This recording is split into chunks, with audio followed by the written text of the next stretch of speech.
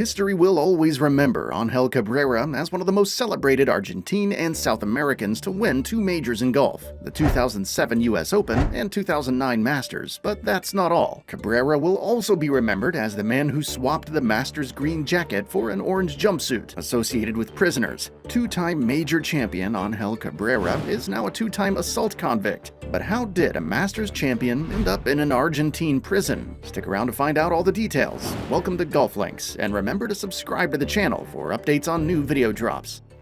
Angel Cabrera was born in Cordoba, Argentina, on September 12, 1969. He's also known by the moniker El Pato, also known as the Duck. Miguel is his father's name, while his mother's is unknown. According to the report, his mother worked as a maid, and his father as a handyman. He was left in his paternal grandmother's custody while he was 4 years old due to his parents' divorce. Cabrera wasn't a country club kid when he was a kid.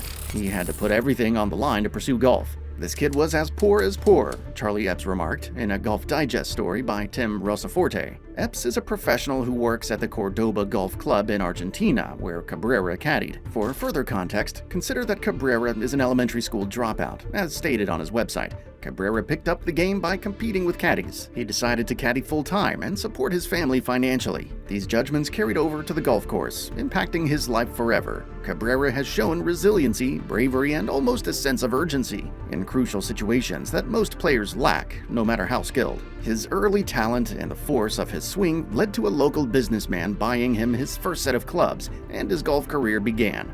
Cabrera began his professional career at 20 but was only accepted into the European Tour in 1996. After only 3 years of competition, Cabrera rose to reach 10th in the order of merit in 1999, proving that he was not out of his element on the tour despite his initial qualification issues. At the 2001 Argentine Open, with the European Tour only recognized that year, Cabrera earned his maiden victory on the European Tour. Despite a good start, Cabrera did not win another European Tour event until the BMW Championship in 2005. He's a fascinating golfer. On the one hand, Angel Cabrera has only 3 victories in 232 PGA Tour starts since competing in his debut tournament in 2006, which is hardly indicative of a Hall of Famer. However, the Argentinian is automatically included in golf's elite due to the legitimacy of his achievements, which include winning the 2009 Masters and the 2007 US Open. Cabrera is an unpredictable player in terms of statistics. He missed the cut 9 times in both the 2011 and 2012 PGA Tour seasons, and he did so in 10 of the 23 tournaments he competed in 2014. Additionally, he has never achieved more than 4 top 10 finishes on the PGA Tour in a single season. However, Cabrera performs better under pressure for whatever reason.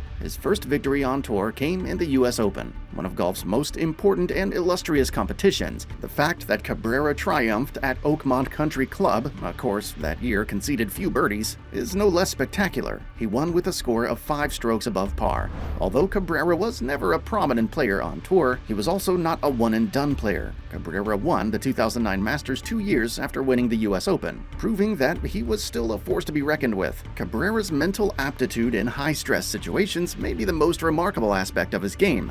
The menacing presence of Tiger Woods and Jim Furyk, who were immediately behind him on Sunday at the 2007 US Open, did not affect the 45-year-old, and the prospect of being the first Argentine to win a major in 40 years did not deter him. On that particular day, Cabrera finished the back 9 with 2 birdies to secure the victory. Furthermore, Cabrera survived a playoff in the 2009 Masters, where he would ultimately prevail by making a superb up-and-down par. After driving his tee shot into the woods, psychologists coach some players. "I smoke," Cabrera told the Associated Press via ESPN. "I'm sure I'll know I won the US Open when I wake up tomorrow with this trophy beside me." Cabrera's fortunes have shifted slightly after his Masters victory in 2009. He missed most of the 2010 season due to injuries, and despite several close calls at the 2011 and 2013 Masters tournaments, he has only one more PGA Tour win at the end of 2014 at the Greenbrier Classic in West Virginia.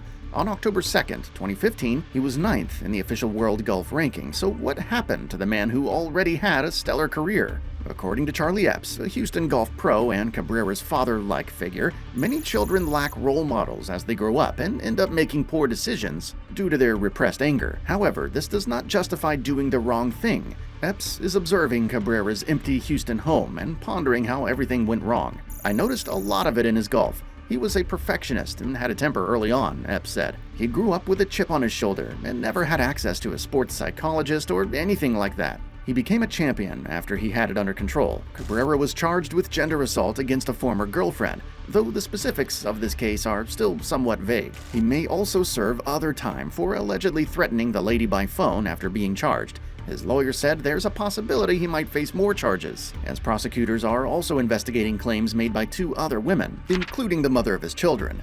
Having been found guilty of beating his ex-partner, Cecilia Torres Mana, the 52-year-old, one of South America's most accomplished golfers, received a 2-year prison term in June last year. After the conviction was announced, the 2-time major champion who disputed the accusations started serving his sentence, ending a series of tragic and incredible events.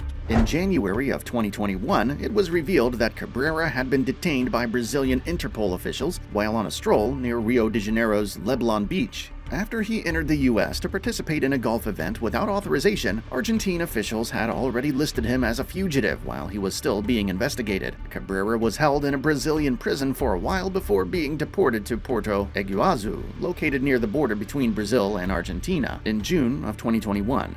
After that, he was sent to Cordoba, about 500 miles northwest of the country's capital, Buenos Aires, where he was imprisoned pending trial. The former BMW PGA Tour winner consented to an interview at the time and said that authorities had tried to transform him into a monster, something that he was not. "We all make errors. We're all humans," he continued.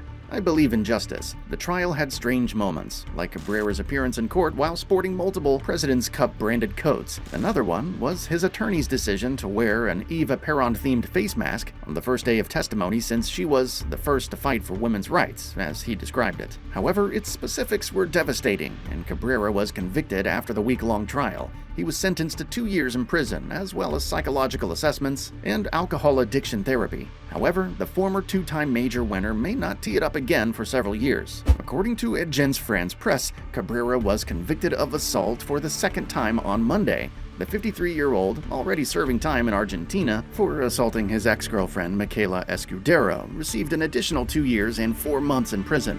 During the trial, Cabrera reportedly claimed, "Many believe jail is awful, but that's not the case. Prison has done me good." Charlie Epps, Cabrera's longtime mentor and friend, stated that the possibility of a sentence reduction encourages him and Cabrera's supporters to serve only 1 year for good behavior. He claims that jail has served him well and that he needed it, and I know he did, Epps said over the phone from this week's PGA Tour event in his hometown of Houston. He was humiliated and refused company for the first year, but this past year he's welcomed a few visits from his friends, and they see he's well. They see him as a person who has learned from this. He did a few stupid things that he should have known better not to do, and he repents. Drinking was such a nasty sickness. When he last played golf at the Pure Insurance Open in September of 2020, Cabrera was a member of the Champions Tour. According to Epps, Cabrera still has aspirations of taking up the game after his release from prison. Hopefully, the senior tour will welcome him back when he eventually gets his act together and leaves. There have been occasions where people get into difficulty and then survive to fight another day. "I'm hoping for it," he remarked. Cabrera, 53, is missing out on what is considered prime years for PGA Tour champion players. So, will he be allowed to join the PGA Tour, or might he join Live Golf? Your comments are welcome in the section below.